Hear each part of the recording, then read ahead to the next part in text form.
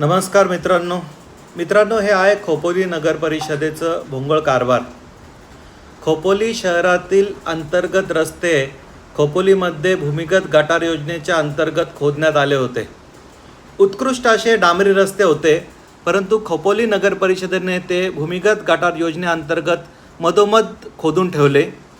पावसाच्या अगोदर सदर रस्त्यांचं पुन्हा एकदा डांबरीकरण होणे आणि ते खड्डे बुजवणे गरजेचे होते, परंतु नगर परिषद प्रशासनाने त्याकडे दुर्लक्ष केलं आणि पावसाच्या अगोदर सदर रस्त्यांचं डांबरीकरण करण्यात आलेलं नाही आहे।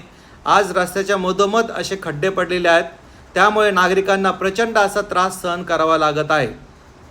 खोपोली नगर परिषदेच्या भोंगळ कारभारामुळे आज नागरिक खूप त्रस्त आहेत।